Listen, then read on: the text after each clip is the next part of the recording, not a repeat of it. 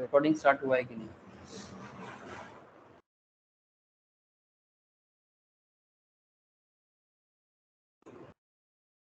पता है कि कंफर्म करिए। ओके सर, ठीक है। Okay, good morning to again sir. Good morning to all of you again. अच्छा, किसी किसी का थोड़ा दिक्कत हो रहा है नेटवर्क में, मेरा भी सिस्टम में प्रॉब्लम था। ठीक है, आई होप कि रिकॉर्डिंग हो जाएगा, तो जिनका मिस होगा तो हो जाएगा। एक मिनट से मैं बोल देता हूँ ना, जिन लोगों का नहीं हो रहा है।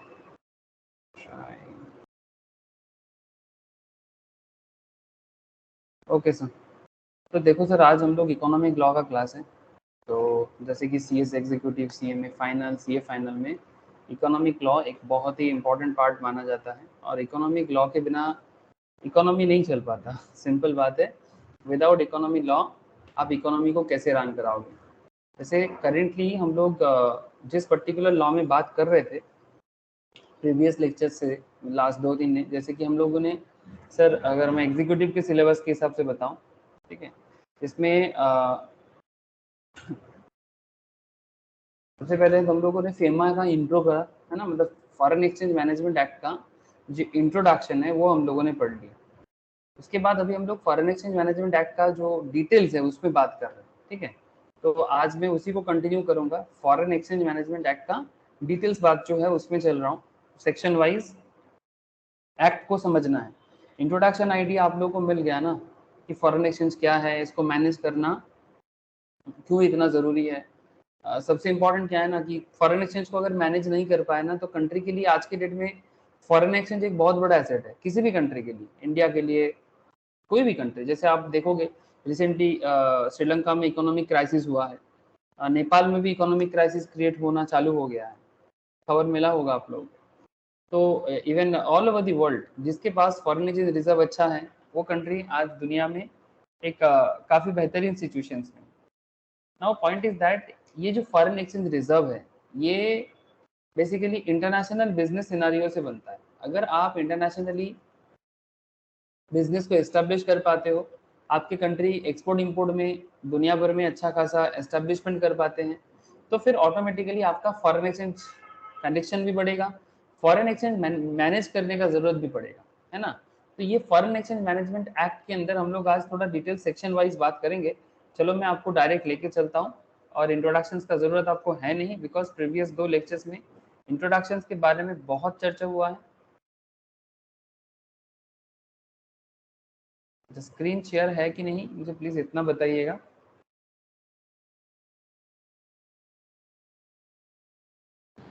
है सर। ओके, तो जैसे कि आप लोगों को पता होगा sir, foreign exchange management act 1999 में हम लोग काफ़ी डिटेल्स में बात कर रहे हैं। आई थिंक नोट्स मैंने शेयर बेसिक्स का किया था, बट डिटेल्स मैट नहीं किया, तो मैं कर दूंगा सर। ठीक है, जैसे कि आप सबको ये भी पता है sir, foreign exchange management act अभी हम लोग जो पढ़ते हैं, ये बेसिकली मेन रीजन क्या है, change in economic scenario, globalisation of capital, free trade across the globe. ठीक है ना, ग्लोबलाइजेशन ऑफ कैपिटल मतलब दुनिया भर में बिजनेस एक ग्लोबलाइज फॉर्म में चल रहा है, मतलब पूरा दुनिया, मतलब एक बिजनेस मोड पे है सर। पूरा वर्ल्ड जो है एक बिजनेस मोड पे है। Business mode in the sense, मतलब मैं आपको क्या बताऊं, कि आपका प्रोडक्ट मेरे कंट्री में, मेरा प्रोडक्ट आपके कंट्री में। ठीक है, मतलब इसको बोलते हैं सर एलपीजी का इफेक्ट। एलपीजी क्या था, लिबरलाइजेशन, प्राइवेटाइजेशन एंड ग्लोबलाइजेशन। याद है ना आप लोगों को। हमारे इंडिया जो है सर, भारत जो है, भारत का इकोनॉमी पहले क्लोज इकोनॉमी हुआ करता था, because of basically British period का बात मैं छोड़ देता हूँ, वो लोगों का मतलब मेंटेलिटी और ही था। उनको हमारे साथ भारत में कोई प्रेम या रुचि नहीं था, उनको बेसिकली ट्रेड से मतलब था। वो भारत से जितना हो सकता है अपना प्रोडक्ट बना के दुनिया भर में बिजनेस किया, वो अलग बात है। लेकिन मैं अभी नया भारत का बात करता हूँ। 47 के बाद जब भारत अपनी इकोनॉमी को क्लोज इसलिए कर दिया था, बिकॉज भारत को थोड़ा डर था, क्योंकि हम लोग कंपेरेटिवली इतना दिन कॉलोनी के कारण वीक हो गए थे, बहुत ज़्यादा वीक हो गए थे। ऐसे हालत में इंडिया को इकोनॉमी को ओपन करने में डर लग रहा था कि क्या पता क्या होगा, और पॉलिसी मेकर्स ने भी कुछ गलती कर दिया था। जो भी हो वो अलग बात, मैं उस मुद्दे पे नहीं जाऊंगा।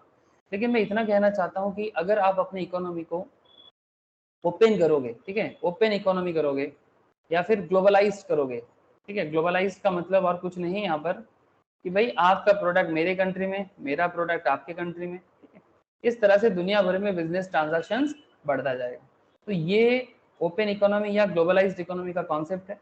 और जितना इकोनॉमी ग्लोबलाइज्ड होता जा रहा है, ठीक है, जितना इकोनॉमी ग्लोबलाइज होता जा रहा है, कैपिटल, जैसे आप लोगों का एक लॉ है फॉरेन डायरेक्ट इन्वेस्टमेंट, जो मैं आपको फेमा के बाद आप लोगों के साथ डिस्कस करूंगा। एफडीआई का नॉर्म्स के बारे में बातचीत करना चाहिए सर, ठीक है, वो भी मैं बात करूंगा आपसे। लेकिन before that you must no proper FEMA and फेरा, ठीक है। फेरा एक्चुअली पहले का था, फॉरेन एक्सचेंज रेगुलेशंस एक्ट के नाम से इस एक्ट को जाना जाता था, बाद में इसको चेंज करके फेमा कर दिया गया, रिप्लेस करके। तो अभी फेमा के हिसाब से ही ये काम करता है, ठीक है। बेसिकली रेगुलेशंस मतलब रिस्ट्रिक्शंस, मैनेजमेंट मतलब एक पॉजिटिव वर्ड, इसमें काफी लिबरलिटी है जो फेरा में नहीं हुआ करता था, ठीक है।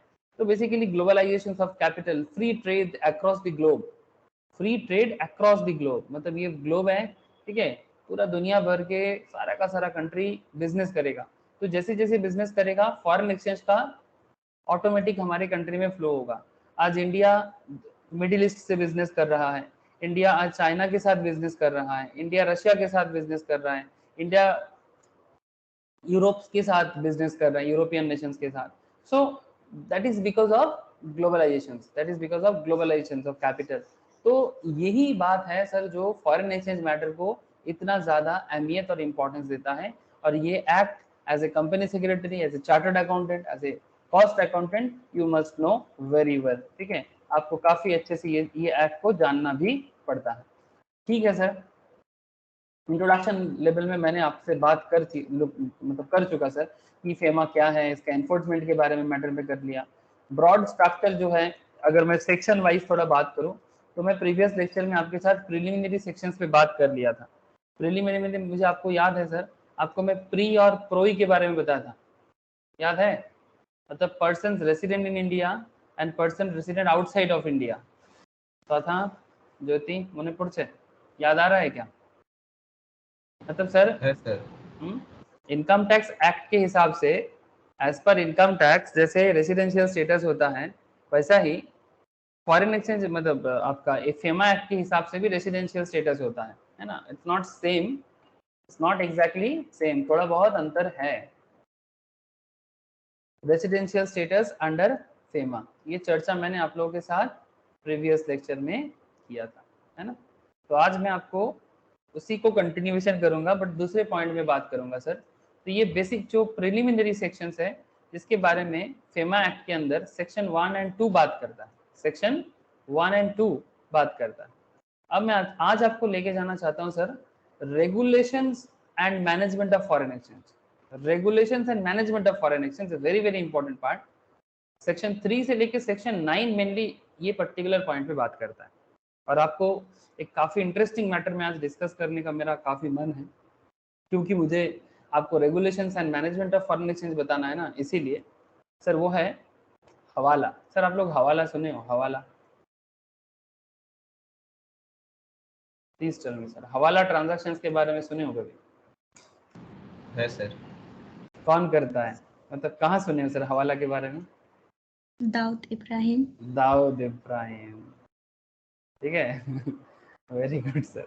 तो मैं भी आपको हवाला के बारे में बात करूंगा सर, ठीक है, बिकॉज ये हवाला का कॉन्सेप्ट है आज के बातचीत में। बिकॉज ये हवाला जो है ये फॉरेन एक्सचेंज मैनेजमेंट का एक बहुत बड़ा रेगुलेशंस का पार्ट है। हमारे देश में टोटली इलीगल है सर, बट दुनिया के बहुत सारा कंट्री अभी भी इसको लीगल करके रखा है। तो मैं आपको हवाला का डिटेल्स बात करूंगा, ये हवाला क्या है, कहाँ से आया है, ठीक है, हवाला स्टोरी, ठीक है, और हवाला ट्रांजैक्शंस कैसे होता है, ठीक है, और हवाला ट्रांजैक्शंस मतलब इसका टेक्नोलॉजी क्या है, इसके बारे में भी मैं आपको बात करूंगा। ये है हवाला का कॉन्सेप्ट, ठीक है। दाऊद इब्राहिम या फिर बेसिकली आतंकवादी संगठन बहुत ज़्यादा इस कॉन्सेप्ट के साथ जुड़े हुए होते हैं।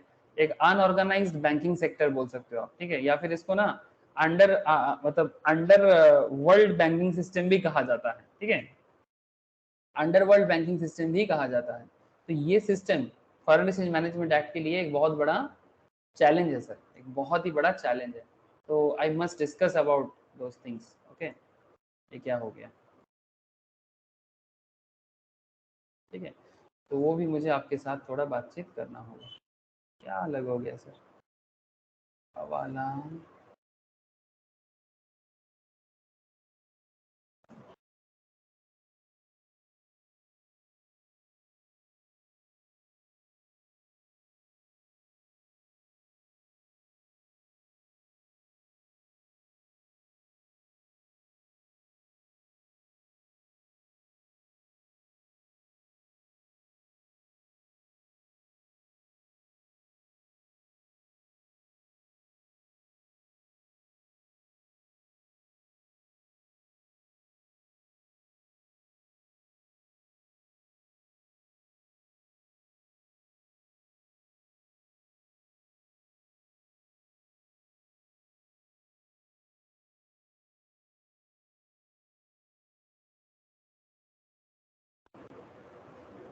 Hello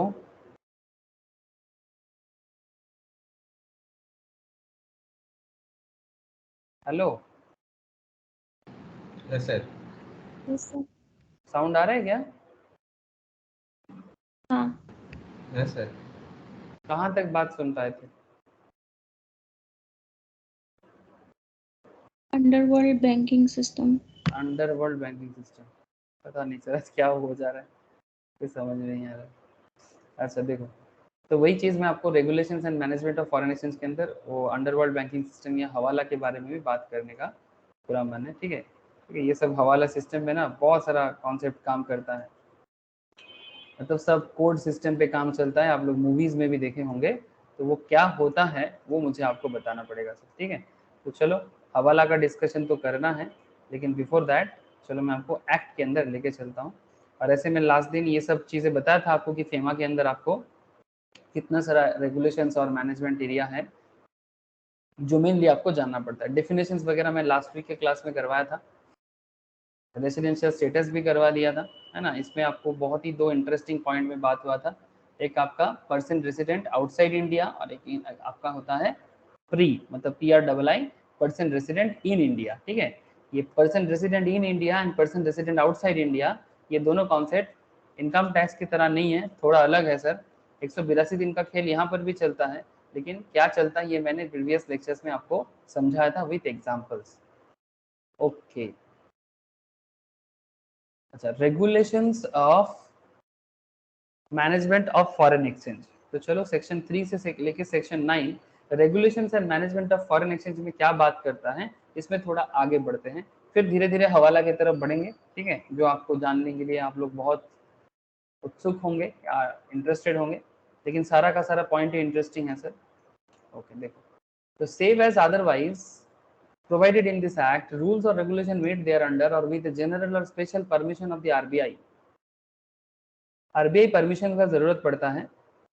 no person shall deal in, मतलब कोई भी किस किस मैटर पे डील नहीं कर सकता, dealing in foreign exchange, point to be noted, deal in or transfer any foreign exchange or foreign security to any person not being an authorised person. मतलब सिंपल बात है, अनऑथराइज्ड पर्सन फॉरेन एक्सचेंज का dealing नहीं कर सकता। Make any payment to or for the credit of any person resident outside India in any manner. Receive otherwise than through an authorized person any payment by order or on behalf of any person resident outside India in any manner.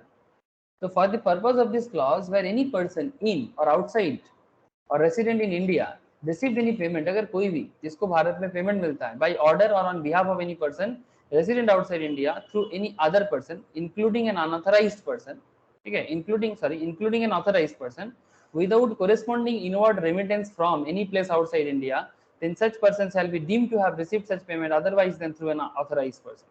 मतलब अगर proper system के through से नहीं होगा, भले ही authorise person हो जाए, अगर वो प्रॉपर क्लॉज को मेंटेन करके नहीं होगा, ठीक है, तो फिर उसको ऐसा माना जाएगा कि ये मतलब ट्रांजैक्शंस को वैलिड नहीं माना जाएगा। ठीक है, जो बात यहाँ पर क्या कहना चाहते हैं, डील इन फॉरेन एक्सचेंज कौन कर सकता है, इसके बारे में सेक्शन 3 आपको बताता है। मैं कुछ एग्जांपल्स अभी अभी आपको कराऊंगा, आपको क्लैरिटी हो जाएगा कि ये पॉइंट क्या बताना चाहता है। Enter into any financial transactions in India as consideration for or in association with acquisitions or creation of transfer of a right to acquire any asset outside India by any person। Bharat के बाहर अगर कोई asset acquire करना होता हो तो उस point में भी फॉरेन एक्सचेंज का मैटर काम करता है, तो उसका कब होता है वो भी बताऊंगा। For the purpose of this clause financial transactions means making any payment to, किसी को पेमेंट करना, or for the credit of any person, ये किसी के बिहाफ में क्रेडिट लेना, और receiving any payment for or order on behalf of any person, और drawing, issuing or negotiating any bill of exchange or promissory note, और transferring any security or acknowledging any डेब्ट। ठीक है, आपको किसी को कोई पेमेंट करना हो, ठीक है, या किसी से कोई पेमेंट लेना हो, बदले में बिल्स ऑफ एक्सचेंज या प्रॉमिसरी नोट का इस्तेमाल करना हो, ये सभी चीज नॉर्मली एक तरह का क्या हो जाता है सर, फॉरेन एक्सचेंज डील के अंदर आ जाता है। यहाँ पर जो पॉइंट हम लोग मैंने आपको डी तक बताया, ठीक है, इसका मैं कुछ एग्जांपल यूज करूंगा अभी आपके साथ कि sir dealings in foreign exchange में जो सेक्शन 3 बताते हैं कि रूल्स और regulations made they are under with general और special permission of the RBI, ठीक है, and no person shall deal, मतलब ये जो पर्सन के बारे में मैंने बोला, ये फॉरेन एक्सचेंज में डील नहीं कर सकता। ठीक है, अब सवाल ये उठता है सर कब कब ऐसे होता है, थोड़ा एग्जाम्पल के साथ बताओ। तो चलो सर मैं आपको कुछ एग्जाम्पल्स के साथ बताता हूँ, ध्यान से सुनिए। द अबव ट्रांजैक्शंस में कैरिड ऑन, ये जो भी आपको मैंने ए से लेके डी तक बताया, ये कैरिड ऑन हो सकता है otherwise provided in this act और विद जनरल और special permission of reserve bank. मतलब जब तक आपको रिजर्व बैंक का स्पेशल परमिशन नहीं मिलता तब तक आप अबव में जो भी 3-4 ट्रांजैक्शंस मैंने आपको बताया आप नहीं कर पाओगे। The section imposes blanket restriction on the specified transaction. This section applies to pre, मतलब person resident in India, and proi, that is person resident outside India. The purpose of this section is to regulate inflow and outflow of foreign exchange through authorized dealer and in a permitted manner. मतलब अगर आपको foreign exchange में deal करना हो तो आप dealer से, authorise dealer के थ्रू से और परमिटेड मैनर जो आरबीआई आपको परमिशन देगा तभी कर पाओगे, अदरवाइज। तो कुछ एग्जाम्पल बनता है ना सर, चलो सर एग्जाम्पल देखते हैं और आपके मन में जो भी शंका है या संदेह है वो दूर करने का कोशिश करते हैं। सर देखो, consider the following example, example pertaining to clause A, ठीक है, मतलब ये जो हमें आपको बता रहे थे सेक्शन 3 के अंदर, ये सब क्या है, clause A B C D, ठीक है। तो सेक्शन 3 के अंदर जो भी क्लॉज है, जैसे पहला बात कर रहे हैं sir dealing in foreign exchange, ठीक है, dealing in foreign exchange, PROI, मतलब PROI means person resident outside India comes to India and would like to sell $1000 to his friend. Point to be noted sir, ध्यान से सुनिए। एक प्रोई भारत में आते हैं, मतलब person resident outside India Bharat आते हैं और उनके पास $1000 है और वो अपने $1000 अपने फ्रेंड को देना चाहते हैं, यस ना, who is resident in India, और वो जो फ्रेंड है वो भारत का ही रेसिडेंट है। The friend offers him a rate better than banks, और ये $1000 जिस रेट में फ्रेंड खरीदेगा, ठीक है, वो बैंक से ज्यादा अच्छा है। तो PROI comes to India and would like to sell $1000 to his friend who is resident in India. The friend offers him rate better than the banks. This cannot be done as it would amount to dealing in foreign exchange. ये allowed नहीं करेगा, ये जो $1000 cell करना चाहता है प्रोई, मतलब person resident outside India to his resident India friends, ये अलाउड नहीं है, बिकॉज ये करने का मतलब होता है कि आप फॉरेन एक्सचेंज में डील कर रहे हो और ऐसा कोई परमिशन या ऑथराइज डीलिंग यहाँ पर बोला नहीं है। सो ऐसा चीज आप नहीं कर सकते कि आप फॉरेन में से आए, आपके पास $1000 है और आप किसी दोस्त को $1000 सेल करना चाहते हो और बदले में दोस्त आपको इसलिए देते, मतलब ज्यादा इंटरेस्ट रेट देंगे इसलिए। बात समझ में आ रहा है सर, ये परमिटेड नहीं है, this can not be done, ये फॉरेन एक्सचेंज मैनेजमेंट एक्ट आपको परमिशन नहीं देगा। सर और भी एग्जांपल देखो, आपको और क्लैरिटी होगा। A PROI, that is again a person resident outside India, has an insurance policy in India, उसका भारत में इंश्योरेंस पॉलिसी है। He request his brother in India to pay the insurance premium. Foreigner का मतलब basically person resident outside India का India में insurance policy है, वो अपने भाई को बोल रहा है कि आप मेरे बिहाफ में इंश्योरेंस प्रीमियम यहाँ भर दो, this will amount to the payment for the credit of non resident. आप बेसिकली एक नॉन रेसिडेंट का क्रेडिट यहाँ करना चाहते हो, this is also not permitted, this is also not permitted. Foreigner का क्रेडिट इंडियन मनी से नहीं हो सकता, ठीक है, बिकॉज तब तो इस तरह से हर कोई अपना एडजस्टमेंट कर लेगा, वो फॉरेन में रहेगा और इंडिया से किसी को बोलेगा भाई मेरे बिहाफ में कर दो, लेकिन ये जो फॉरेन एक्सचेंज ट्रांजैक्शंस का हिसाब किताब फिर कहां से रहेगा, तो ये फेमा एक्ट आपको परमिट नहीं करेगा, ठीक है। क्लॉज सी देखो, a foreign tourist comes to India and he takes food at a restaurant. एक फॉरेन टूरिस्ट इंडिया में आते हैं और वो इंडिया में एक रेस्टोरेंट में खाना खाने जाते हैं। he would like to pay $20 in cash to the restaurant. $20 in cash in restaurant. Okay, the restaurant cannot accept cash. ये डॉलर का पेमेंट नहीं ले सकते कैश में, as it will be received otherwise than through authorized person. आप किसी ऐसे से ले रहे हो जो ऑथराइज नहीं है. The restaurant will have to take a money charges changes license.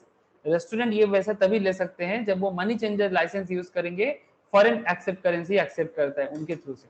Restaurant will have to take a money changers licence to accept foreign currency. अगर उनके पास ये मनी चेंजर लाइसेंस हो तभी जाके वो फॉरेन करेंसी एक्सेप्ट कर सकते हैं, अदरवाइज नहीं.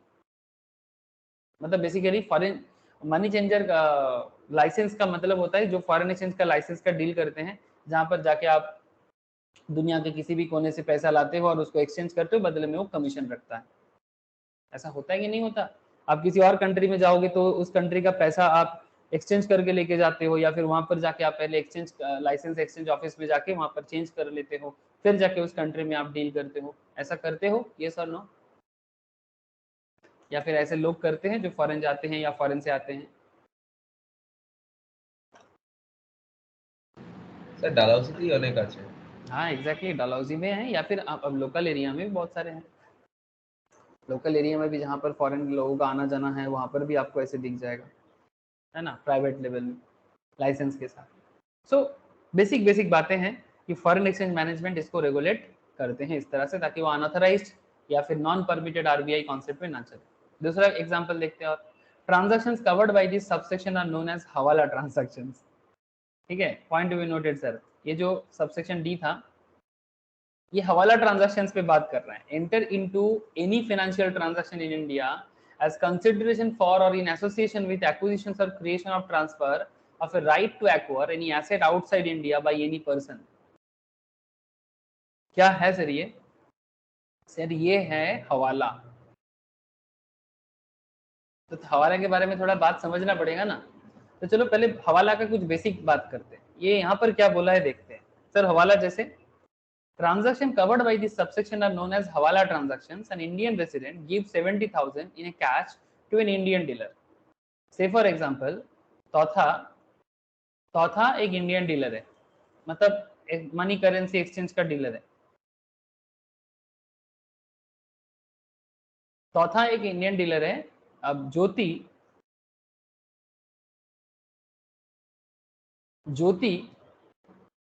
बेसिकली 70,000 तौथा को देते हैं. बदले में से फॉर एग्जांपल नंदिनी दुबई में रहते हैं, ठीक है, और नंदिनी को मतलब बेसिकली ज्योति और नंदिनी में कुछ कनेक्शन है. बेसिकली ये पैसा ज्योति नंदिनी को भेजना चाहते हैं, ठीक है, दे हैव अ रिलेशनशिप. अब ज्योति ने तौथा को 70,000 दिया, बदले में नंदिनी दुबई में रहते हैं. Point to be noted sir, Nandini Dubai में रहते हैं और नंदिनी को दुबई के डीलर ये पैसा ट्रांसफर कर देता है. आपको बात समझ में आ रहा है सर? ज्योति देगा तौथा को और तौथा नंदिनी को ट्रांसफर नहीं करेगा. नंदिनी दुबई में रहते हैं और दुबई में जो डीलर है वो $1,000 70,000 के बदले नंदिनी को ट्रांसफर कर देता है और ज्योति और नंदिनी के बीच में ट्रांजैक्शन सेटल हो जाता है. बोलो सर, बात कुछ समझ में आ रहा है? मैं आपको हवाला और थोड़ा डिटेल्स में समझाऊंगा, लेकिन आप यहाँ ये बात समझ में आया आपको?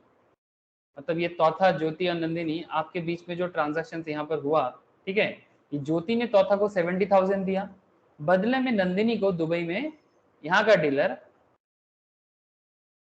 $1,000 दे दिया, ठीक है, $1,000 नंदिनी को दुबई में मिल गया.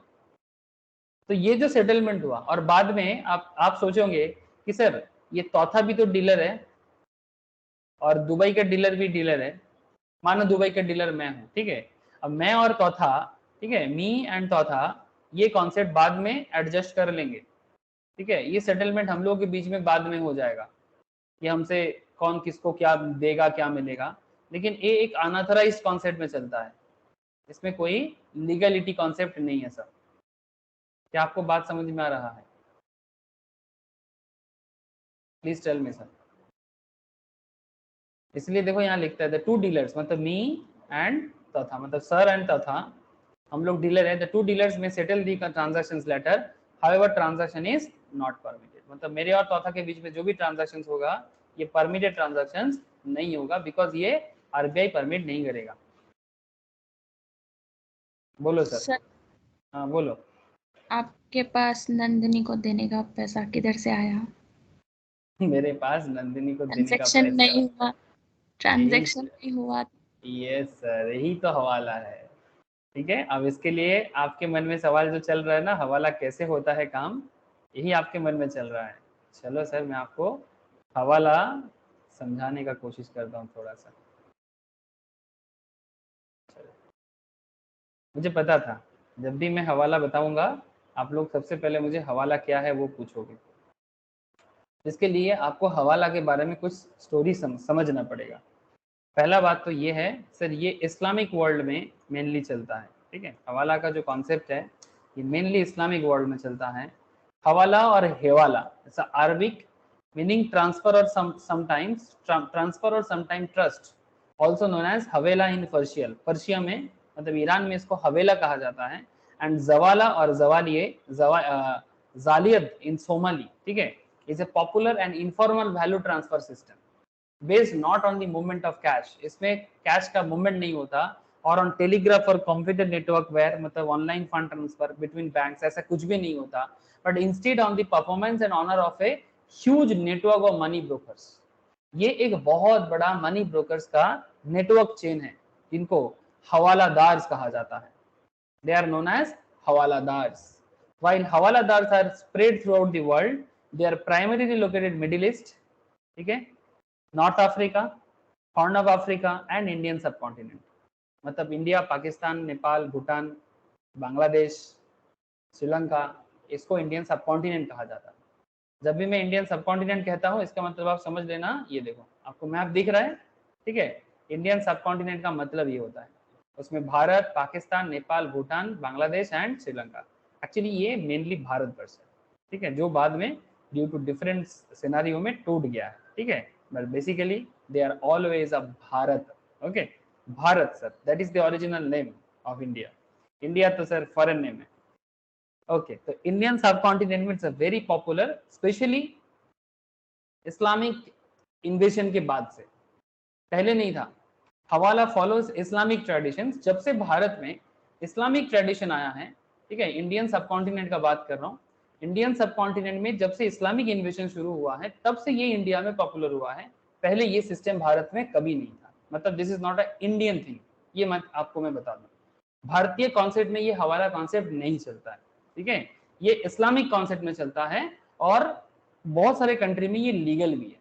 ठीक है, but that is not a actual जो भारतीय कल्चर के साथ कनेक्टेड सिस्टम ये नहीं है। I hope you understand sir. ठीक है, लेकिन ये सिस्टम आज सिर्फ इस्लामिक नेशन नहीं, इस्लामिक नेशन छोड़ के आज इसका यूज दुनिया भर में फैल चुका है। ठीक है, बहुत सारे वर्ल्ड में इसका यूज फैल चुका है, और इसका कहाँ कहाँ यूज होता है और कैसे इसका यूज होता है आपको इसके बारे में नॉलेज जरूर लेना चाहिए।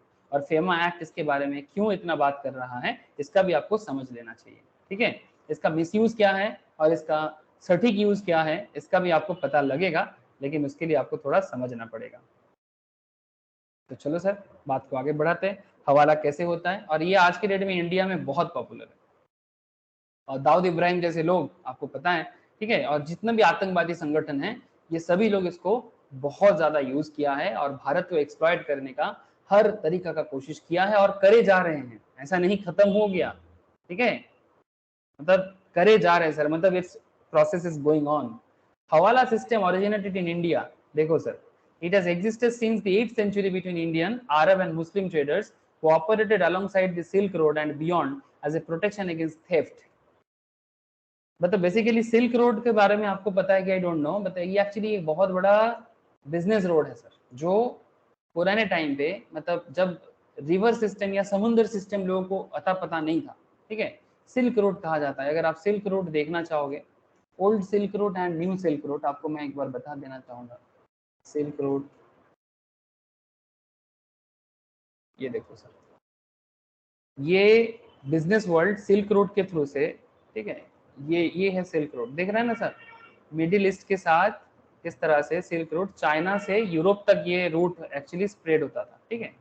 उसमें ये सिल्क रूट में ये चाइना से बेसिकली किस तरह से, और हमारे यहाँ पर इंडिया का ये वाला पार्ट, मतलब एक्चुअली तब ये तिब्बत का जो पार्ट है जिसमें आज हमारा सिक्किम का एरिया भी है, ये एरिया भी इसमें शामिल था। आज अगर कभी भी आप सिक्किम घूमने जाते हो तो आपको सिल्क रूट घूमने जाने के लिए बोलते हैं, ठीक है। सिल्क रूट में बिजनेस के लिए यहाँ पर ये जो जो एरिया रेड रेड ड्रॉप दिख रहा है ना, वो सारा का सारा एरिया सिल्क रूट के टाइम पे बड़े बिजनेस एरिया हुआ करता था। यहाँ पर आप देखोगे सर, ये देखो हमारे यहाँ पर सिक्किम में आपको एक रेड डॉट दिखेगा, जहां जहां रेड डॉट है they all are part of silk route, जो ओल्ड बिजनेस रूट हुआ करता था। तो इस रास्ते पे बेसिकली पुराने टाइम पे थेफ्ट का प्रॉब्लम होता था, तो वही थेफ्ट के प्रॉब्लम से बचने के लिए ये सिल्क रूट को, मतलब बेसिकली ये हवाला सिस्टम मुस्लिम ट्रेडर्स, अरबियन ट्रेडर्स ने यूज करने का सोचा था, और बाद में धीरे धीरे ये एक बहुत बड़ा चेन बन गया। आज के मॉडर्न डे में इस हवाले का ऐसा तो कोई मतलब नहीं है, बट फिर भी ये कैसे काम करता है आपको इसका थोड़ा नॉलेज मैं जरूर देना चाहूंगा, ठीक है। It's informal banking system, you can say it informal banking system. तो चलो आपको मैं कुछ सिंपल भाषा में समझाने का कोशिश करता हूँ व्हाट इज हवाला। सर हवाला is an informal method of transferring money without any physical money actually moving. जैसे मुझे ज्योति ने सवाल किया था कि सर आपके पास नंदिनी को देने के लिए पैसा कहाँ से आया, big question. Hawala is an informal method of transferring money without any physical money actually moving. It is described as a money transfer without money movement. समझे ज्योति, हवाला का मतलब यही होता है, money transfer without money movement. तो फिर भूत है क्या? हाँ तो फिर घोस्ट है क्या? भूत की तरह इधर से उधर पैसा चला जाएगा? हाँ sir, almost like that. Sir इसको ना एक्चुअली ट्रस्ट कहते हैं। Another definition is simply called trust. ये ट्रस्ट से आता है, विश्वास। मतलब ये एक संगठन होता है, ठीक है, सिंडिकेट की तरह काम करते हैं। They work like a syndicate. Normally ये फैमिली होगा, ठीक है, कोई संगठन, जैसे कि डिफरेंट काइंड ऑफ, जैसे आज के डेट में सबसे पॉपुलर ये यूज करते हैं सर, आतंकवादी संगठन, ठीक है, जो लोग दुनिया भर में आतंक फैलाना चाहते हैं, ठीक है। तो ये ट्रस्ट के बिहाफ में काम करते हैं। सर अगर कोई ट्रस्ट तोड़ा तो, सर अगर आप ट्रस्ट तोड़ोगे तो आपको कैपिटल पनिशमेंट मिलता है, मतलब मौत, सजाए मौत सुनाया जाता है। ट्रस्ट तोड़ने का बहुत बड़ा सजा है। मतलब बात ऐसा है कि जैसे तौथा और मेरे बीच में जो सेटलमेंट होगा ना, हमारे साथ तौथा का एक ट्रस्ट का रिलेशनशिप है। मैं भी तौथा का काम करता हूँ। जैसे भारत में किसी को पैसा चाहिए होगा तो तौथा से ले लेगा, दुबई में किसी को पैसा चाहिए होगा तो मेरे से ले लेगा, और ये सेटलमेंट हम लोग करते हैं, और बदले में एक दूसरे से कमीशन लेते रहते हैं डिपेंडिंग ऑन दी अमाउंट, ठीक है। मानो कि आज तौथा ने मेरे को बोला कि भाई दुबई में किसी को $1000 देना है, तो मैं उसको $1000 दे दिया, तो मैं एक्चुअली तौथा के बिहाफ में दिया, तो ये एक्चुअली तौथा से मेरे को बाद में कमीशन मिलेगा। बट ये सेटलमेंट कैसे चलेगा? बाद में कोई ऐसा हुआ कि मुझे तौथा को बोलना है कि भाई इंडिया में किसी को 70,000 रुपीज देना है, तो फिर ये मेरे को एक्चुअली देना है, तो तौथा ये 70,000 दे देगा और बदले में कमीशन ले लेगा, और ये पूरा चेन की तरह काम करेगा। अपना कमीशन काट के वो पैसा ट्रांसफर करेगा, जब भी करेगा अपना कमीशन काट के बाकी अमाउंट दे देगा, और ये कमीशन का नॉलेज सबको होता है। लेकिन सर अब सवाल ये उठता है, जब नंदिनी, जैसे हमारे एग्जाम्पल में नंदिनी तो दुबई में रहते हैं ना, नंदिनी कहाँ रहते हैं सर? नंदिनी दुबई में रहते हैं। अब नंदिनी को जब सर ने, मतलब मैंने जब पैसा दिया, तो एक्चुअली नंदिनी मेरे को आके ना एक कोड बताता है। क्या बताता है सर? एक सीक्रेट कोड, ठीक है। ये कोड बताते ही मैं नंदिनी को पैसा दूंगा। अगर कोड बताने में कोई भी प्रॉब्लम हुआ, इसका मतलब आप सटीक लोग नहीं हो, ठीक है। तो ये ट्रांसफर का खेला है। थोड़ा थोड़ा समझ में आ रहा है ज्योति? बोलो। Yes sir. अभी पूरा बात सुने नहीं आप, ठीक है, पूरा बात सुनो। अब देखो आपको पूरा क्लियर हो जाएगा कि हवाला कैसे काम करते हैं और आतंकवादी संगठन को कैसे पैसा मिलता है, ठीक है। Hawala is used today as an alternative remittance channel that exists outside the traditional banking system. Transactions between Hawala brokers are made without promissory notes. मतलब इसमें कोई भी bills of exchange नहीं होता, ठीक है, no bills. Bills में क्या होता है? Bills a valid document, promissory note कि आप मेरे को आज इतना पैसा दो, मैं आपको 3 महीने बाद ये पैसा वापस करूंगा विद इंटरेस्ट, है ना। ये सब बिल्स ऑफ एक्सचेंज में होता है, बट हवाला सिस्टम में कोई प्रॉमिसरी नोट नहीं होता, because the system is heavily based on trust and the balancing of हवाला ब्रोकर्स बुक्स। ये विश्वास में चलता है, और हवाला ब्रोकर्स का जो बुक्स ऑफ अकाउंट्स है, उस बुक्स ऑफ अकाउंट्स के थ्रू से इसको मैनेज किया जाता है। और ये पूरा विश्वास का खेल है, जो भी विश्वास तोड़ेगा उसको दुनिया से जाना पड़ेगा सर, हाथ धोना पड़ेगा, ठीक है, बहुत ही खतरनाक खेल है। ओके, बट पुराने टाइम पे इसको बेसिकली चोरी से बचाने के लिए चालू हुआ था। जब आपको मैं बताया कि इंडिया के साथ जब बिजनेस होता था, तो इंडिया में जो मुस्लिम ट्रेडर्स थे, जो दुनिया भर में बिजनेस फैलाने के लिए चाइना से, मिडिल ईस्ट से यूरोप तक बिजनेस फैलाता था, ठीक है, ये तब उस टाइम पे हवाला का मतलब बेसिकली साथ में पैसा ना रख के हवाला सिस्टम पे मनी ट्रांसफर करता था, चेन बना के, ठीक है। उस समय से ये बिजनेस में चालू हुआ था, लेकिन धीरे धीरे ये बिजनेस से हटके किसी और काम पे लग गया, ठीक है। तो कभी एक टाइम पे अरबियन बिजनेसमैन, मुस्लिम बिजनेसमैनों ने इसको एक बहुत बड़ा कॉन्सेप्ट बनाया था। तो hawala sometime referred to as underground banking is way to transmit money without any currently actually moving, currency actually moving, actually पैसा move नहीं करेगा। हवाला networks have been used since ancient times and today are widely found among expats sending remittance home। expats का मतलब होता है जो परदेसी बाहर किसी भी देश के बाहर रहते हैं और वो अपने देश में पैसा भेजना चाहता है, बट लीगल सिस्टम से नहीं, इलीगल सिस्टम से, ठीक है। मतलब से फॉर एग्जांपल, मानो कि मैं फॉरेन रहता हूँ और मैं अपने फैमिली को पैसा भेजना चाहता हूँ, but I don't have any legal system of banking, ठीक है। आप समझ ही सकते हो कि आज के डेट में कौन लीगल सिस्टम के साथ नहीं रहना चाहेगा। I hope you understand. हाँ, लीगल सिस्टम के साथ कौन नहीं रहना चाहता आज के डेट में, जिसको अपना परिचय क्या करना है, बोलो ना, जो अपने परिचय को बेसिकली गुप्त रखना चाहता है या फिर छुपाना चाहता है, they want to hide their address and everything, ठीक है। सो वो बेसिकली क्या करेगा, से फॉर एग्जांपल आप किसी कारण से सऊदी अरबिया में काम करते हो, किसी भी एंगल से आप कुछ और काम करते हो, लेकिन आप किसी खराब संगठन के साथ भी जुड़े हुए होते हो, ठीक है। तो आपको भारत में आपका फैमिली रहते हैं, आप उनको फैमिली में पैसा भेजना चाहते हो, तो क्या आप बैंकिंग सिस्टम में भेजोगे? तब तो आपका सारा चीज ट्रांसपेरेंट हो जाएगा। तो आप सऊदी अरबिया से अगर इंडिया में अपने फैमिली को पैसा भेजना चाहोगे, तो आपके लिए हवाला सिस्टम एकदम सर सॉलिड सिस्टम है, ठीक है। चेन बाय चेन नेटवर्क की तरह काम करेगा और एक पूरा बिलीफ सिस्टम के साथ एक फैमिली संगठन के जैसा काम करता है sir, it's like a family, ठीक है। आपको एग्जांपल दूंगा, डोंट वरी, आप पूरा खेल समझो। Hawala provides anonymity in the transaction as official records are not kept. कोई ऑफिशियल रिकॉर्ड नहीं होगा इसका, तभी वो हवाला है। मतलब दो नंबरी करोगे और साथ में हिसाब भी रखोगे, फंस जाओगे सर, ठीक है। And the source of money that is transferred can not be traced. कहां से किसके पास पैसा कैसे मिला वो कभी भी ट्रेस नहीं हो पाएगा। तो भयंकर चेन है, इट्स ट्रेमेंडस मतलब trust sir, ट्रेमेंडस trust. Hawala is also finding of a footing in the world of financial technology, which grant access to money transfer among the unbanked and underbanked populations of the world. Some countries like India have made Hawala illegal due to its informal nature and absence of regulations or oversight. और भारत में आतंक का problem बहुत ज्यादा है। भारत के अंदर ऐसे बहुत सारे मतलब नेगेटिव पावर काम करते हैं सर, ठीक है, जो दुनिया भर में भारत में रह के भारत का एनिमी बन जाता है, ठीक है। ऊपर से मतलब क्या बताऊं आपको, ये जो भारत का एक सबसे बड़ा भयंकर क्या बात है जानते हो, भारत का पॉपुलेशन 140 करोड़ का जो भीड़ है ना, ये क्राउड आतंकवादी के लिए ना सेफ स्पेस की तरह काम करता है। सेफ स्पेस समझते हो, दे यूज इंडिया बिकॉज इंडिया में डेमोक्रेसी के नाम पे, ठीक है, गवर्नमेंट काम नहीं कर पाता, समझते हो ना। पॉलिटिकल इतना झमेला है हमारे देश में, अगर कोई भी पॉलिटिकल पार्टी कुछ करना चाहेगा तो अपोजिशन वाले फालतू में सब चीज में वोट का राजनीति ला देते हैं, सही तरह से किसी को काम नहीं करने देता, और भारत आतंकवादियों के लिए एक सेफ स्पेस बन जाता है, ठीक है। वो लोग इजीली भारत में, कोलकाता में रह के वो पूरा दुनिया भर में आतंक का मतलब जो भी चीजें हैं रिसोर्सेस है वो फैला देता है। आपको पता भी नहीं चलेगा कहां से क्या कर रहा है, बिकॉज पता चल जाता है, रॉ के पास खबर होता है। मैं आपको बताता हूँ, रॉ को पता होता है, बट एक्शन लेने जाओगे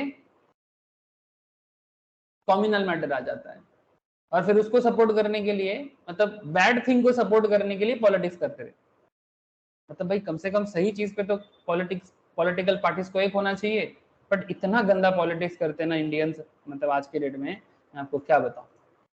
मतलब सही चीज जब जब भारत का शत्रु जो भी हो भारत में बैठे दुनिया भर में खराबी फैला रहा है, बट कम से कम उस मैटर पे तो हम लोग साथ बन जाए, बट नहीं, भारत को एक सेफ स्पेस बना के कम्युनिटी को, मतलब बेसिकली कम्युनल राजनीति करके देश को दो टुकड़े कर देते हैं। अरे भाई जो आतंक है उसका कोई धर्म या जाति नहीं है, चाहे वो किसी भी धर्म से बिलोंग करता क्यों ना हो, हिंदू हो, मुस्लिम हो, क्रिश्चियन हो, आतंकी है तो आतंकी है। इसमें प्लीज मतलब इसमें कृपा करके किसी भी तरह से मतलब नहीं करना चाहिए, पॉलिटिकल पार्टीज को ऐसा नहीं करना चाहिए, बट भारत में ये बहुत ही प्रॉब्लम है सर।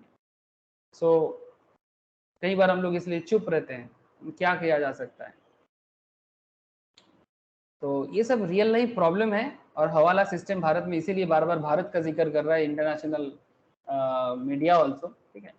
अब आगे का खेल देखो सर, जैसे भारत में तो ये इलीगल है, बिल्कुल इलीगल है।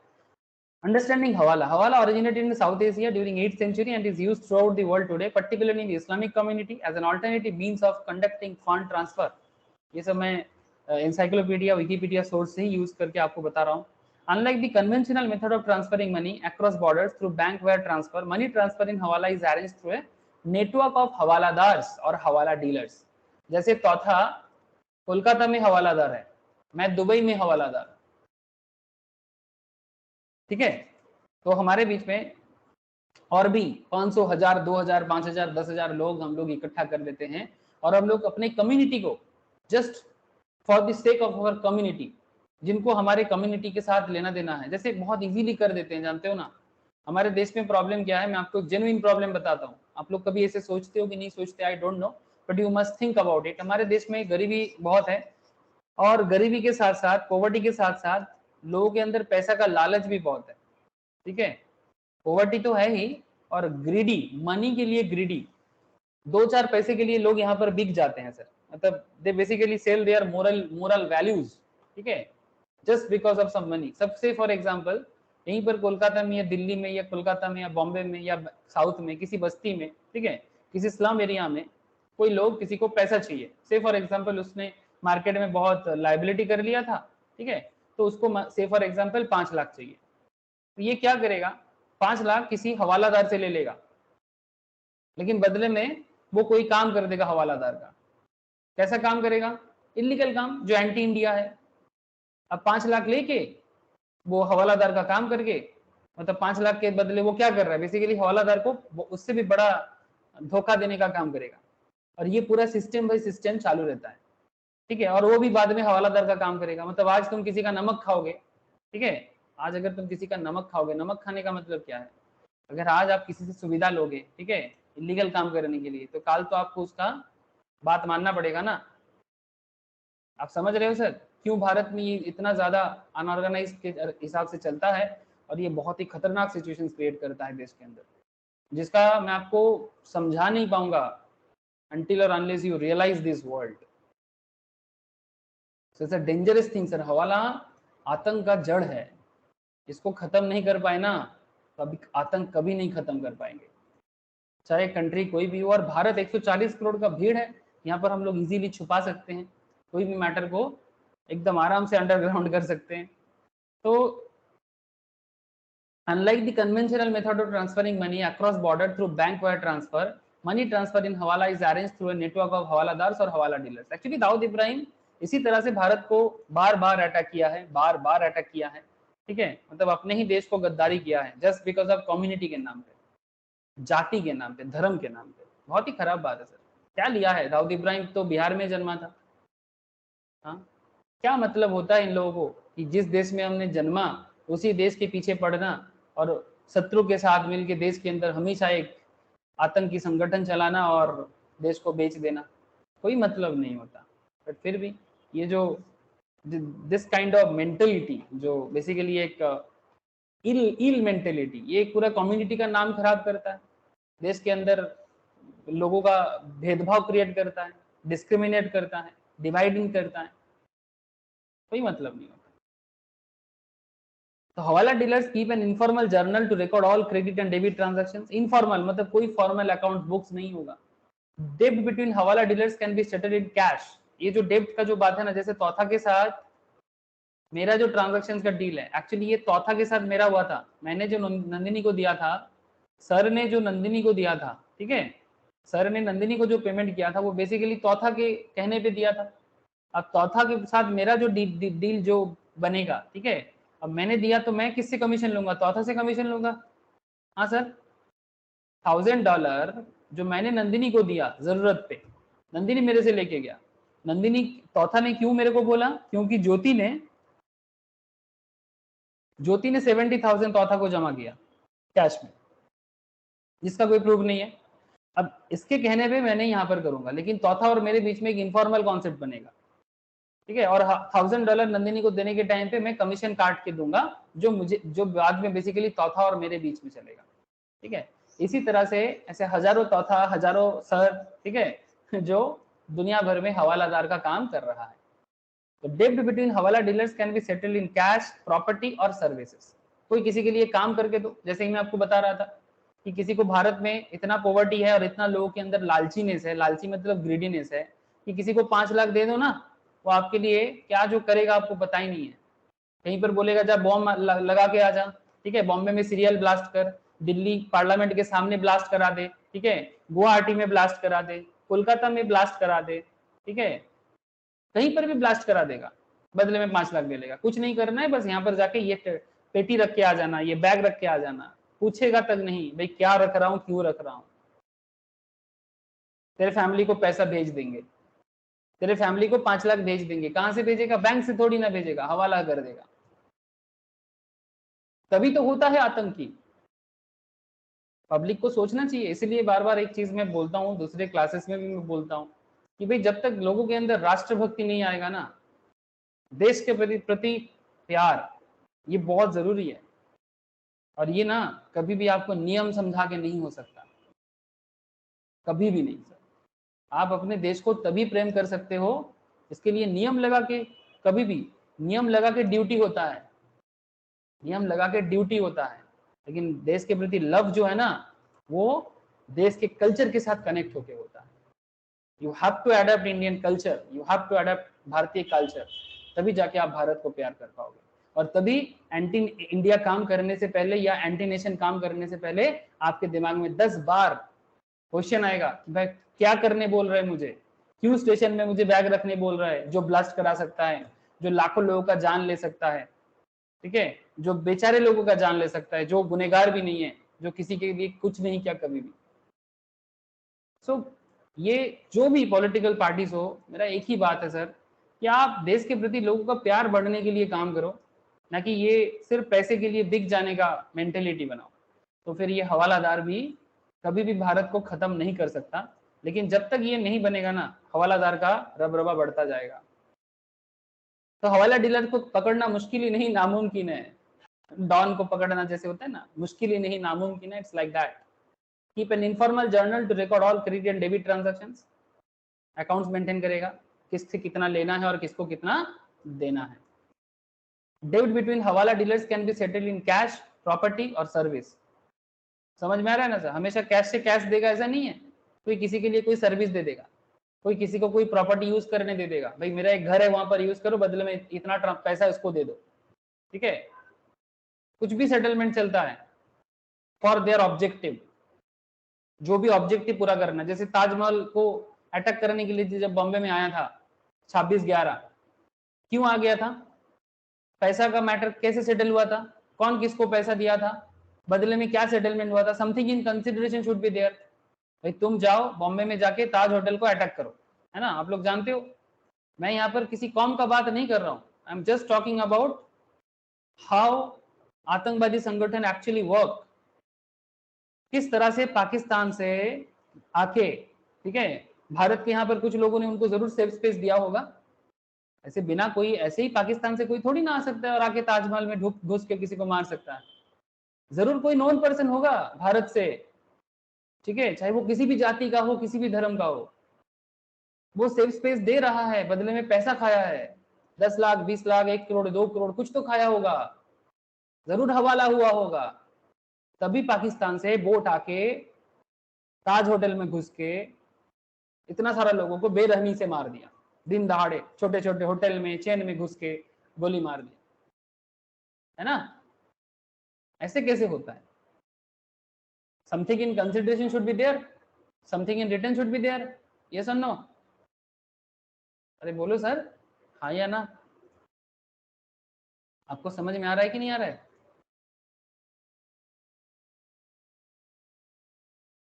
ज्योति चौथा बोलो सर, समझ में आ रहा है कि किस तरह Yes, से ये लोग सेटलमेंट करता है? ठीक है, प्रॉपर्टी यूज करने दे देता है। तो सर ये लोग मोस्टली हवाला का फंड टेररिज्म के लिए यूज करते आज हैं। आज के डेट में, इन टूडेज वर्ल्ड, एक जमाने में बिजनेस से चोरी से बचने के लिए करता था, बट आज के डेट में टेररिज्म के लिए, तभी तो भारत में इलीगल है। दाऊद इब्राहिम का पूरा बिजनेस तो हवाला ही है, कमीशन खा खा के दुनिया भर में आतंक फैला के, स्पेशली भारत के पीछे।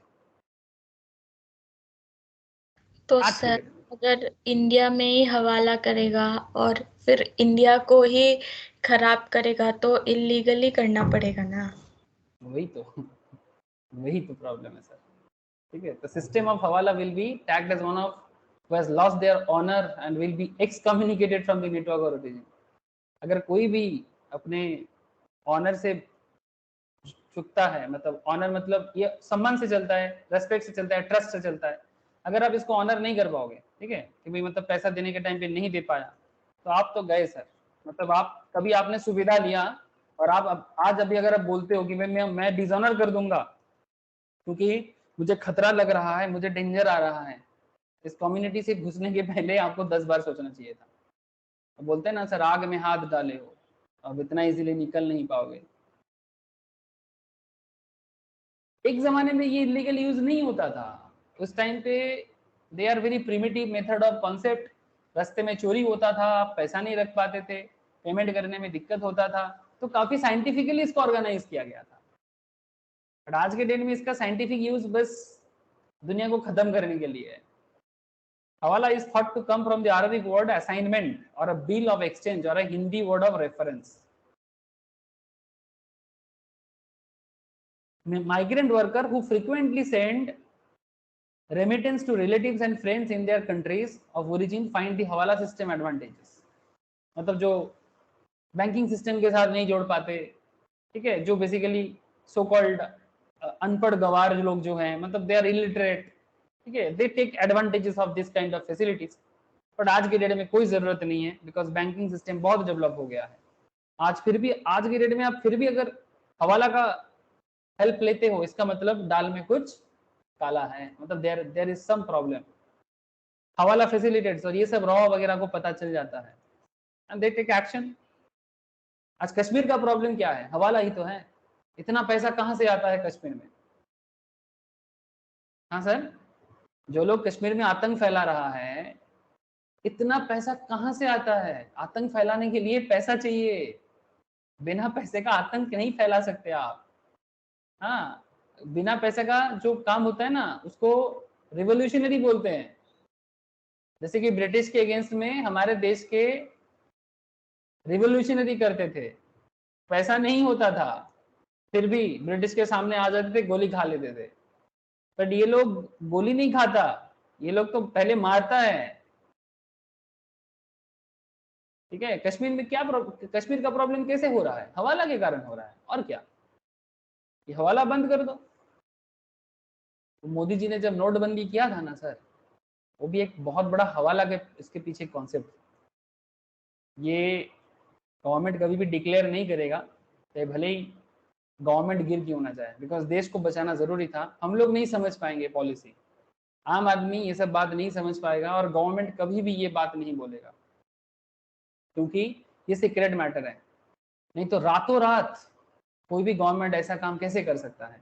बहुत लोग प्रधानमंत्री को बोला, प्राइम मिनिस्टर को, कि ये तो तुगलक हो गया है। तुगलक मतलब जो आज जो मर्जी कर रहा है, लेकिन नहीं, वो इसीलिए किया था ताकि कोई पैसा एक्सेप्ट ना करे। जो लोग सोचते हैं ना कि पैसा एक्सेप्ट करेगा तो वो इंफॉर्मेशन दे देगा, और इंफॉर्मेशन दे देगा तो आतंकी को जगह मिल जाता है, हवाला वाले को मौका मिल जाता है। इसीलिए रातों रात बैन किया था।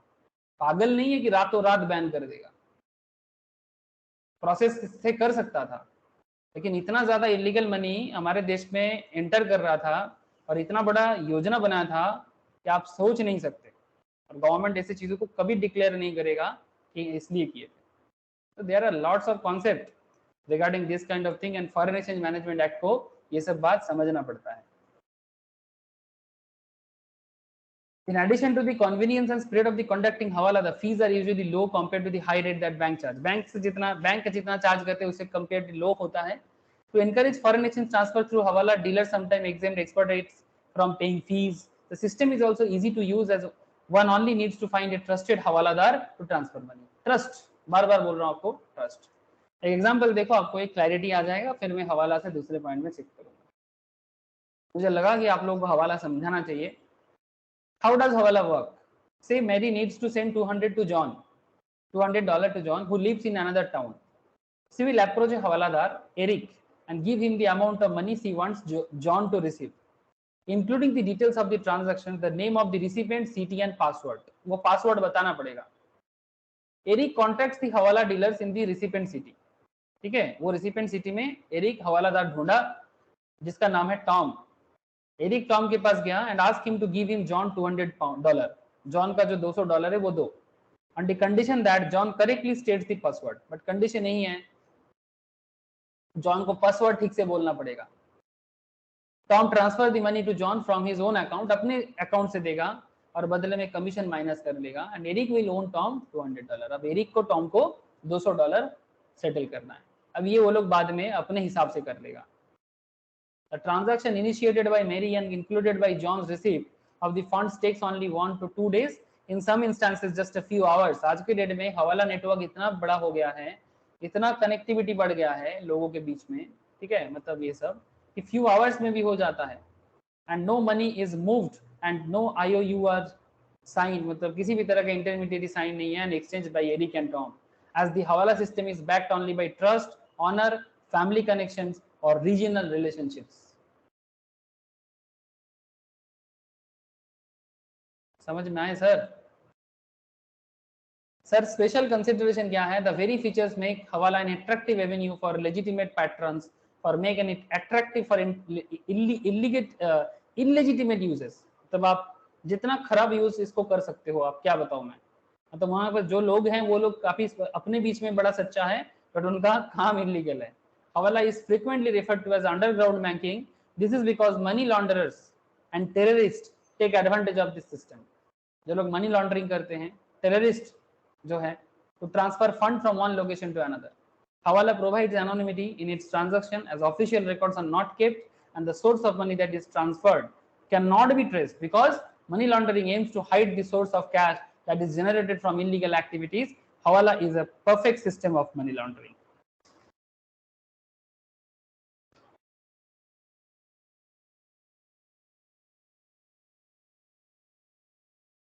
कुछ समझ में आया? এটাকেই ট্র্যাক তো পুরোপুরি ইডি করে না? হ্যাঁ, ইডি করে, এদের কাছেও খবর থাকে, ট্র্যাক তো করে নেয়, বাট অ্যাকশন নিতে গেলে খুব মুশকিল হয়ে যায়, প্রচন্ড মুশকিল হয়ে যায়। আজকে তুই ये हमारे रिसेंट कुछ खबर में बता सकता हूँ। ये हमारा कॉलेज है ना कोलकाता में, बड़ा ही फेमस कॉलेज है, मौलाना आज़ाद, ठीक है। मौलाना आज़ाद में बैठ के एक लड़की, ठीक है, एक गर्ल्स, हवाला के थ्रू से उनके पास पैसा आता है, मतलब she receive money from money hawala and they work for ISIS agent. Same concept Khidirpur में। हाँ, कोलकाता में ISIS, हाँ, भरा पड़ा है, काउंटलेस है, मैं आपको बोल नहीं सकता, ठीक है। खबर तो होता है, बट स्टेप्स लेने जाओ तो कम्युनिटी सामने आ जाता है, क्योंकि किसी ना किसी का तो बच्चा है वो, और फिर बोलेगा कि, जैसे एक सिंपल बात करते हैं, अगर मुसलमान है तो फिर बोलेगा मुसलमान के अगेंस्ट में काम कर रहा है, तो इट्स वेरी सेंसिटिव इश्यूज, मतलब स्टेप्स लेने जाओ तो मुश्किल आ जाता है। और फिर पॉलिटिकल पार्टीज तो है ही ऑपोजिशंस वाले, अगर बीजेपी करने जाए तो दूसरे लोग खड़ा हो जाएगा, दूसरा कोई करने जाए तो बीजेपी खड़ा हो जाएगा, जो भी जिसका अपने अपने टाइम का बात है, ठीक है। और यही चीज है जो इस चीजों को बढ़ावा दिया है, यही बात है। तो वेरी डेंजरस थिंग। ये मैं 2-3 लास्ट ईयर का बात कर रहा हूँ, खबर आएगा तो मैं आप लोगों को फिर बताऊंगा। ऐसे खबर आता रहता है, मौलाना आजाद कॉलेज में है, बहुत सारे हैं, फिर आपका खिदिरपुर में कुछ कॉलेज में मिला है, ठीक है। तो समझ में नहीं आता भाई, तुम रहते हो भारत में, खाते हो भारत का, और काम किसी और के लिए करोगे, और सिर्फ पैसे के लिए।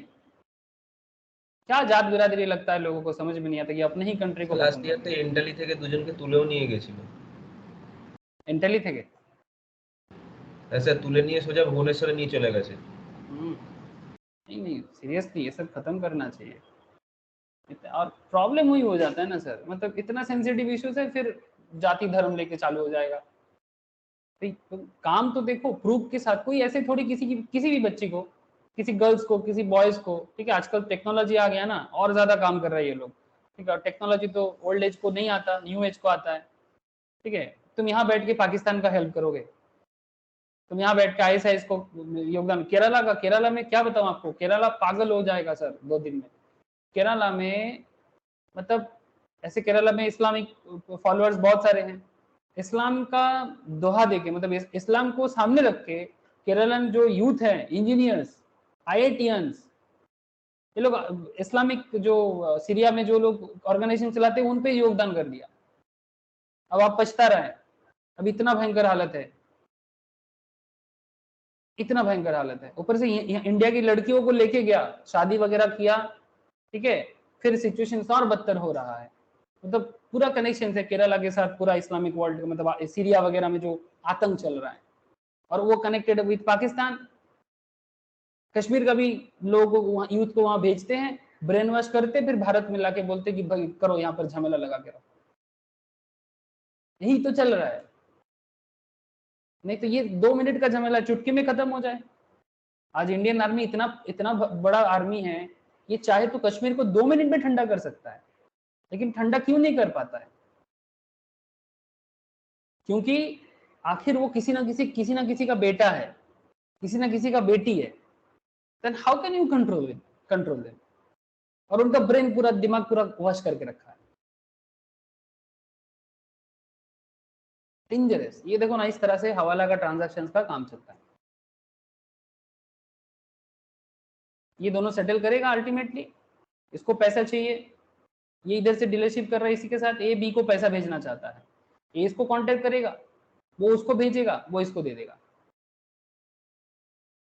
ठीक है। सिमिलरली ये चेन चलता रहता है, जो मैं अभी आपको इतना देर से समझा रहा था।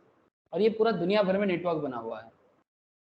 यूरोप खत्म हो जाएगा, यूरोप में इतना प्रॉब्लम है, आतंक का प्रॉब्लम यूरोप, लंदन का सिचुएशन इतना खराब हो सकता है कि लंदन को खुद भी नहीं पता कि आतंक का जड़ बना के रखा है लंदन को। ये लोग बहुत ज्यादा सर पे रखा था ना, आप सोच भी नहीं सकते कि लंदन का क्या हालत हो सकता है। पूरा दुनिया डर रहा है आतंक से। चलो सर आगे बढ़ते हैं। और बस एक कौम का नाम खराब होता है, ये खराब लगता है सर।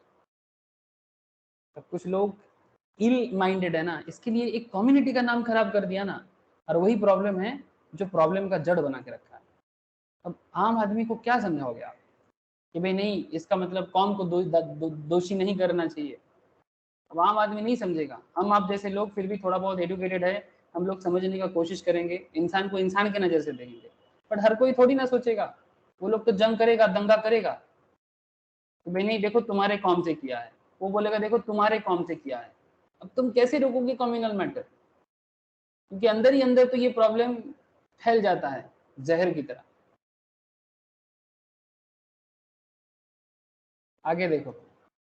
और सर ये बात तो मानना पड़ेगा, अगर किसी के साथ कोई खराब करता है तो खराब आप कैसे भूलोगे, कैसे भूलोगे? हाउ कैन यू फॉरगेट कि जैसे रिसेंट पास्ट में 26/11 में जिसके साथ हुआ है, चाहे रीजन कुछ भी हो, कोई भी करे, वो थोड़ी ना फॉरगेट कर पाएगा कि किस कारण किया है। कोई रीजन नहीं है। ये कसाब क्या कौन है, उसके साथ किसका एनिमी है? किसी का एनिमी नहीं है। धर्म का नाम लेके जन्नत नसीब होगा बोल के क्या क्या कर दिया। तो कॉम का नाम तो खराब होगा कि कॉम क्या सिखाते हैं, ये सब सिखाते हैं धर्म के नाम पे, बट ये धर्म है नहीं। ये किसको तुम समझाओगे, आम आदमी को कैसे समझाओगे, इलिटरेट लोगों को कैसे समझाओगे। और वो एक कसाब गलत करेगा तो कसाब जैसे जितना भी नाम होगा, तब शाहरुख खान को मूवी बनाना पड़ता है, my name is Khan and I am not a terrorist. हाँ सर, हम लोग बात समझ रहे हो। अब मूवी बना के क्या होगा, एजुकेशन सिस्टम को बदलाना पड़ेगा। शाहरुख खान ने ये मूवी क्यों बनाया था, my name is Khan I am not a terrorist, इसीलिए बनाया। और क्या, मतलब समझाना पड़ता है दुनिया के सामने कि भाई हम टेररिस्ट नहीं है। मतलब ऐसा प्रॉब्लम, मतलब इस तरह के अगर मतलब एक से बढ़कर एक बढ़ते जा रहा है ना, मुश्किल बढ़ता जा रहा है। ठीक है sir, holding of foreign exchange काफी गंभीर मैटर था, और फॉरेन एक्सचेंज मैनेजमेंट इसको कोशिश करता है टैकल करने का, मनी लॉन्ड्रिंग को रोकने का। मनी लॉन्ड्रिंग एक्ट आपको पढ़ाऊंगा सर आगे, ठीक है। Holding of foreign exchange, save as otherwise provided in this act, no person resident in India shall acquire, hold, own, possess or transfer any foreign exchange, foreign security or any immovable property situated outside India. The section prevents Indian resident to acquire, hold, own, possess or transfer any foreign exchange, foreign security, immovable property abroad. Then through separate notifications, acquisitions of these assets have been permitted subject to certain conditions and compliance rules. अगर आपको foreign exchange hold करना है तो काफी सारे rules regulations के बाद ही आप कर पाओगे, अदरवाइज नहीं। एग्जांपल देखो थोड़ा, if an Indian resident receives bank balance of rupees 10,000 US dollar from his uncle in London, the Indian resident cannot hold onto the foreign funds, वो foreign fund नहीं रख पाएगा। he is supposed to bring back the funds as provided in section 8, ठीक है, उसको हटाना पड़ेगा। मतलब फॉरेन फंड अब इस तरह से विदाउट परमिशन नहीं रख सकते, क्योंकि इसके लिए आपको करंट अकाउंट ट्रांजैक्शन समझना पड़ेगा। हमारे देश में जब भी कोई फॉरेन ट्रांजैक्शन होता है, उसको दो कैटेगरी में आपको मैं लास्ट वीक समझाया था सर, है ना, करंट अकाउंट एंड, देश का ट्रांजैक्शन दो अकाउंट में दिखता है, एक करंट अकाउंट और एक कैपिटल अकाउंट। तो व्हाट इज करंट अकाउंट, जो सेक्शन 5 बताता है, एनी पर्सन मे सेल और ड्रॉ फॉरेन एक्सचेंज टू और form an authorised person if such sale or draw is a current account transactions. The provision to this provides that the central government may, in public interest and in consultation with the Reserve Bank, impose such reasonable restriction for current account transaction as may be prescribed. Now, the term current account transaction is defined by negatively by section 2 subsection G of the Act. It means transaction other than a capital account transactions and includes the following types of transactions. Current में क्या आएगा, जो capital में नहीं आएगा, और जो following आपको मैं बता रहा हूँ, देखो ठीक है, नेगेटिव, इसीलिए उसको नेगेटिव डिफाइन बोला। जो कैपिटल में नहीं आता है वो करेंट में आता है, और payment in the course of ordinary course of foreign trade, अगर फॉरेन ट्रेड में नॉर्मल जो भी पेमेंट होता है एक देश के साथ दूसरे देश का, other services such as short term banking, credit facilities in the ordinary course of business, payment in the form of interest on loans और income from investment, remittance of living expense of parent, ठीक है, आप parent को कुछ remit कर रहे हो India में, स्पाउस और चिल्ड्रन लिविंग अब्रॉड, अच्छा इंडिया से फॉरेन भेज रहे हो, ठीक है, expense in connection with foreign travel, education etcetera, ये सब करंट अकाउंट ट्रांजैक्शंस में आ जाते हैं। तो फिर करंट अकाउंट में क्या आता है, जो कैपिटल अकाउंट ट्रांजैक्शंस है, और एज वेल एज सॉरी जो कैपिटल नहीं है, और जो बाकी ये सब मैं बोल रहा हूँ। जैसे एग्जांपल के तौर पे an Indian resident imports machinery from a vendor, ठीक है, अच्छा सर एक सेकंड होल्ड करो ना, तो एक मुझे कॉल लेना ही पड़ेगा लग रहा है, एक सेकंड होल्ड करो, मैं अभी 2 मिनट में आता हूँ।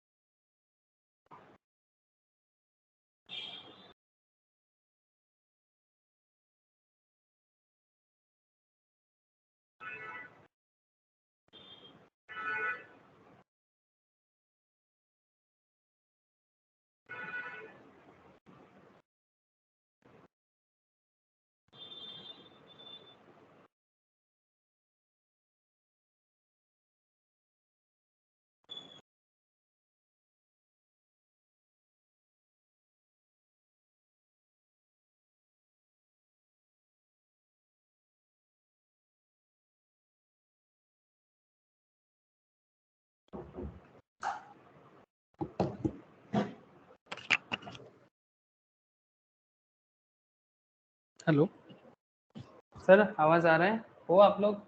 Sorry sir. है sir.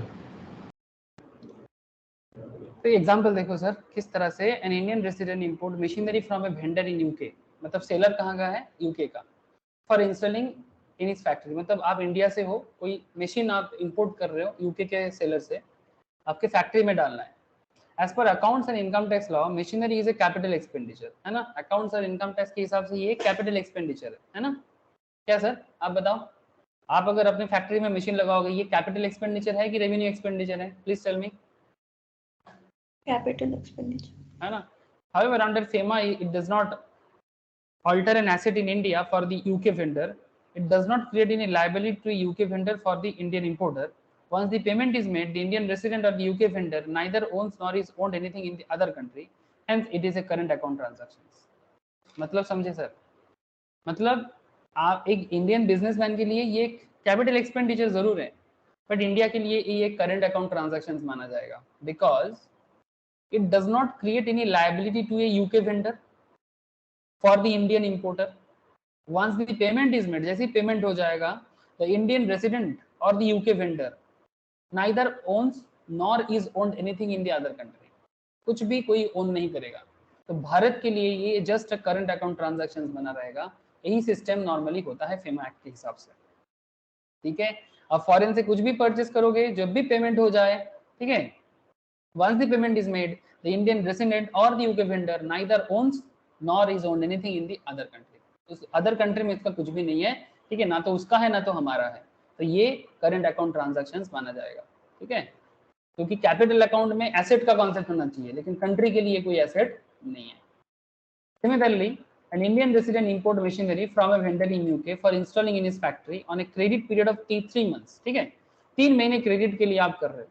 As per accounts and income tax law, for the credit period of 3 months, there is a liability for the Indian importer to the UK vendor, है ना? Indian importer को UK vendor को 3 महीने के अंदर liability हो गया है, पेमेंट करना होगा।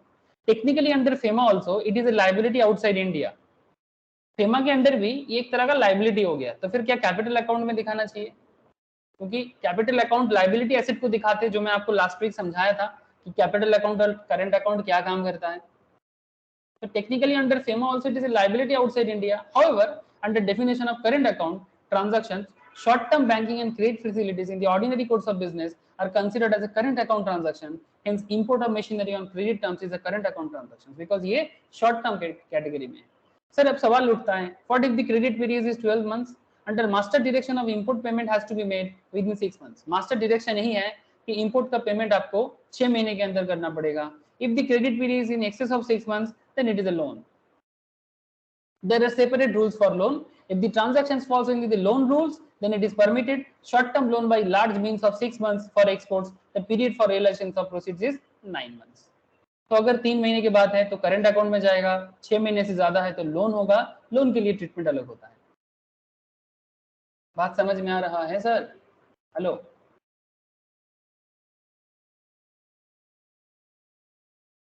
टेक्निकल डिफरेंस समझ में आ रहा है ना? Sir yes sir.